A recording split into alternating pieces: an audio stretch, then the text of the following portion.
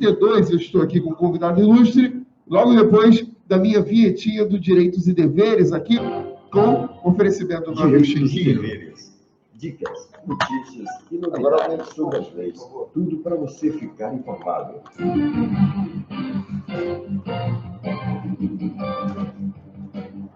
É isso aí, eu estou aqui com um convidado ilustre, ele tem um escritório de direito, né, com vários profissionais, a especialidade dele é o direito imobiliário. Estou recebendo aqui pela primeira vez, doutor, vou pedir para você falar pela primeira vez, porque eu estou com um pouco de medo do sobrenome, doutor. Posso tirar a máscara? Pode tirar a máscara com cuidado para não contaminar a sua máscara. Deixa eu botar aqui como seguindo as recomendações no papelzinho. Protege, né? Porque a pessoa está botando a máscara direto dentro do bolso, né? Mas se a gente não proteger a máscara de alguma maneira, a gente acaba contaminando. Encheu na máscara, toma um pouquinho de álcool em gel, para você limpar suas mãos aí, né? E aí poder mexer. Todo o ambiente aqui é controlado, já foi limpo previamente pelos profissionais aqui da Bandeirante. Seja bem-vindo, doutor Luiz Arechavala. Arechavala, olha só, muito diferente o nome. Qual a origem desse nome, doutor? É espanhol. Muito legal, adorei, gostei muito do nome. E seja bem-vindo à Bandeirantes, ao quadro Direitos e Deveres. A gente tem uma equipe maravilhosa aqui, aliás, um abraço para todos os meus amigos aqui do Direitos e Deveres, esses profissionais ótimos que estão comprometidos aí com a informação para os ouvintes, né? Vem até aqui prestar esse serviço essencial, doutor. E eu vou te perguntar como é que começou a sua paixão aí pelo direito imobiliário. Olha, Gustavo, na verdade, eu não esperava nem advogar. Eu comecei...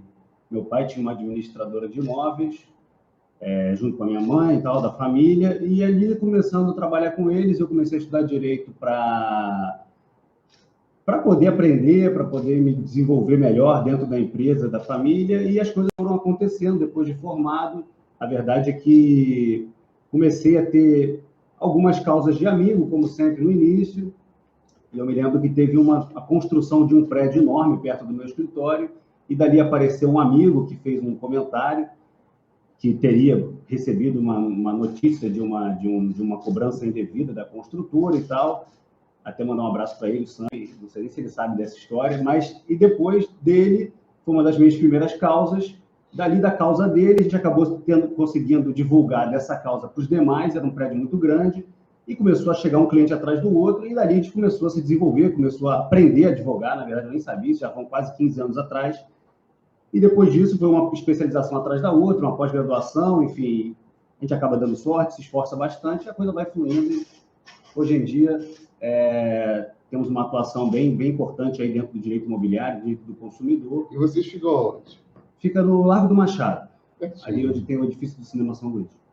Ah, caramba, que legal. Tem o Cinema São Luís ainda, né? Tem o Cinema São Luís, tem a Parme parece que eu soube que fechou. E o cinema está fechado também, uma pena, né? Mas todos do mundo, né? Agora, no momento, acho que não está podendo. E a Parme parece que fechou, não sei se é verdade, eu vi uma notícia que tinha fechado também a Parme. Pode ser, né? Não é impossível. A gente está tendo um outro tipo de lockdown na nossa cidade, né? Esse lockdown já vem há muito tempo atrás no centro da cidade, por exemplo, muito prejudicado.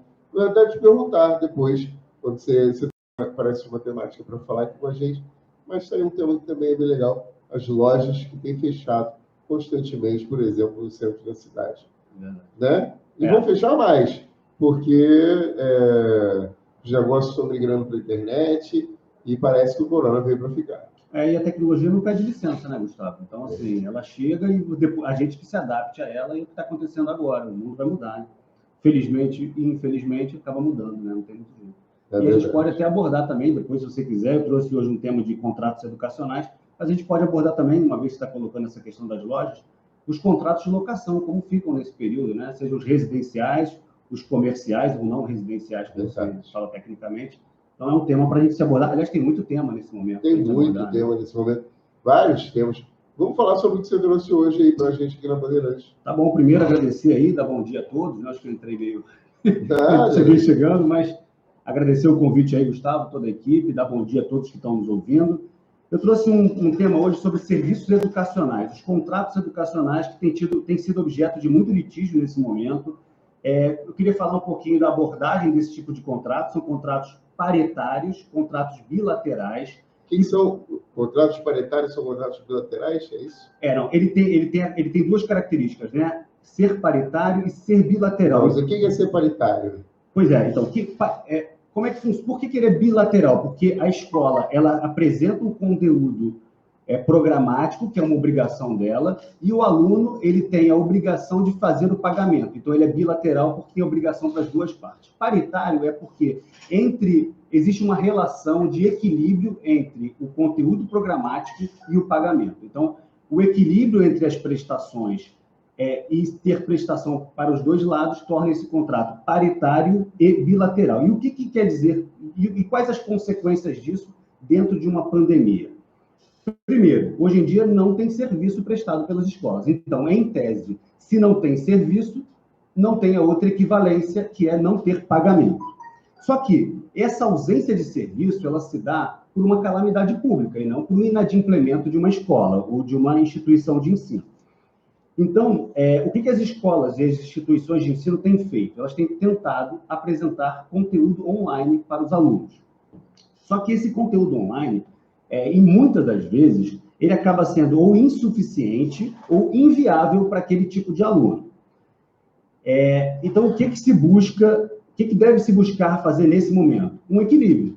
O aluno tentar negociar com a escola um equilíbrio para que, diante de uma redução drástica do conteúdo programático ou até uma ausência desse conteúdo, ele possa equilibrar a prestação dele, que é um pagamento menor. Diante de uma recusa da instituição de ensino, que é, infelizmente, o que tem acontecido na maioria das vezes, somente por ação judicial. O juiz, recebendo uma demanda judicial dessa, o que ele vai fazer? De acordo com o artigo 6º, inciso 5 do Código de Defesa do Consumidor, que diz que é direito do consumidor modificar cláusulas contratuais que sejam desproporcionais ou então fazer uma revisão de cláusula contratual em razão de fato superveniente. E é exatamente o que acontece com a pandemia. Você fez um contrato lá atrás, um fato posterior, que é um fato superveniente, altera e torna excessivamente oneroso para o consumidor continuar pagando sem receber o conteúdo programático. Não é possível uma mensalidade zero, mesmo nas condições de hoje, até porque a gente tem que levar em consideração que as escolas têm um custo de pessoal, custo de plataforma online para poder prestar serviço ao aluno, custo de aluguel.